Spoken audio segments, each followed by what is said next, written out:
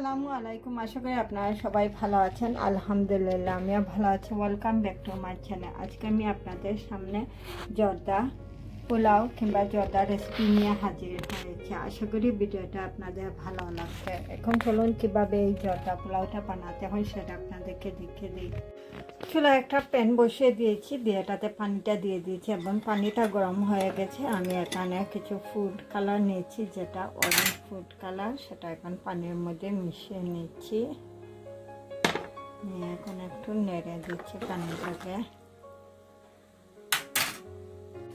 Food কালারটা মিশানোর পর আমি এই কাপে 1 কাপ নিয়েছি বাসমতি চাল, যেটাকে ধুয়ে রেখে দিয়েছিলাম, সেটা এখন পানির মধ্যে দিয়ে দিচ্ছি।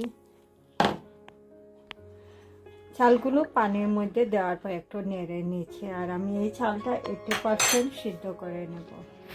80% চালটা সিদ্ধ হয়ে গেছে। এখন গরম পানি থেকে চালটা তুলে নিচ্ছি একটা স্ট্রেনারের মধ্যে। প্রথমে একটা বড় হাঁড়ি নিয়ে নিচ্ছি, এটাতে দিয়ে দিচ্ছি 1 কাপ চিনি। আমি চাল যতটুকু নিয়েছি সেই পরিমাণেই চিনিটা নিয়েছি। 1/3 কাপ দিয়ে দিচ্ছি পানি। আর অরেঞ্জের জুসটা দিয়ে দিচ্ছি 1/3 কাপ।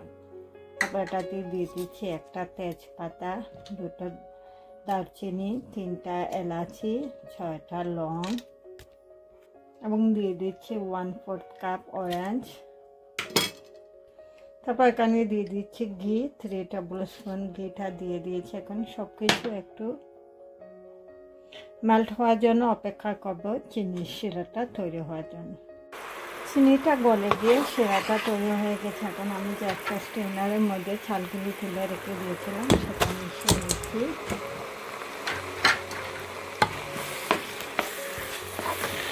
এই পর্যায়ে ঢাকনাটা না দিয়ে অনবরত নেড়ে আমি চিনির শিরাটা চালের মধ্যে খুব সুন্দরভাবে মিশিয়ে নিচ্ছি। আর শিরাটা শুকিয়ে যাওয়ার আগ পর্যন্ত একটু নাড়তে হবে এটাকে।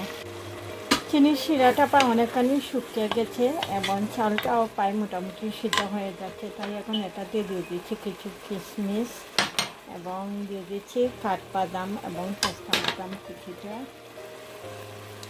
দিয়ে সব কিছু খুব ভালো করে আবারও মিশিয়ে নিচ্ছি।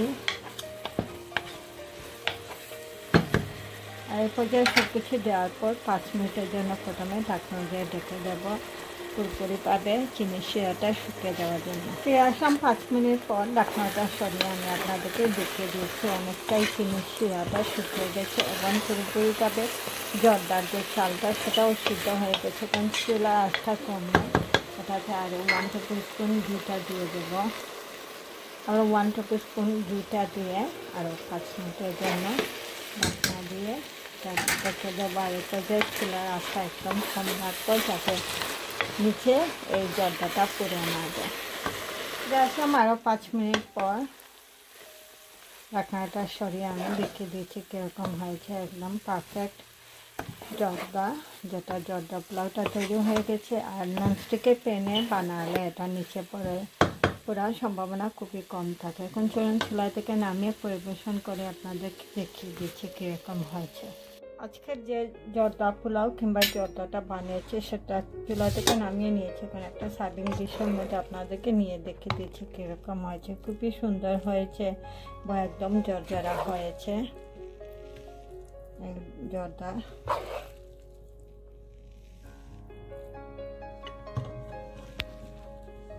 এখন এই জর্দাটার উপরে আমি আস্ত কিছু মিষ্টি কেটে নিয়েছি, যেটা রেড এবং পিঙ্ক। আপনারা চাইলে সুইট মিষ্টি যেটা স্মল করে বানিয়ে তারপর এখানে এটা দিয়ে দিতে পারেন জর্দার উপরে, কিংবা মোরব্বাটাও দিয়ে দিতে পারবেন।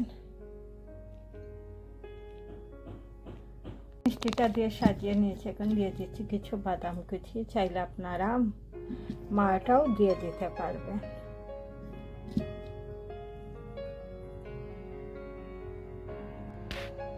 জর্দা পোলাওয়ের রেসিপিটা তৈরি হয়ে গেছে। আমি উপরে মিষ্টি এবং বাদাম কুচি দিয়ে পরিবেশন করে নিয়েছি। দেখতে খুবই সুন্দর, খেতেও খুবই মজাদার এই ডেজার্ট, যেটা জর্দা পোলাওটা। যে কোনো ধরনের মেহমান আসলে ঝটপট আপনারা এই ডেজার্ট রেসিপিটা বানাতে পারবেন কম উপকরণে। আপনাদের আমার ভিডিওটা ভালো লাগলে লাইক, কমেন্ট এবং ফ্রেন্ডদেরকে শেয়ার করবেন। আর যারা এখনো আমার চ্যানেলটাকে সাবস্ক্রাইব করেন নাই, আশা করি নতুন আরও ভিডিও দেখার জন্য আমার চ্যানেলটাকে সাবস্ক্রাইব করতে ভুলবেন। আপনারা আমার ইউটিউব চ্যানেলে আরও অনেক ডেজার্ট আছে, কালোজাম মিষ্টি, মিষ্টি দই, পুডিং, সেমাইয়ের জর্দা কিংবা লাউ দিয়ে বানানো মোরব্বার রেসিপি, চাইলে সেগুলোরও ভিডিও আপনারা দেখে নিতে পারেন। একটা চামচের সাহায্যে নেড়ে আপনাদেরকে দেখিয়ে দিচ্ছি কীরকম ঝরঝরা হয়েছে আজকের এই জর্দাটা।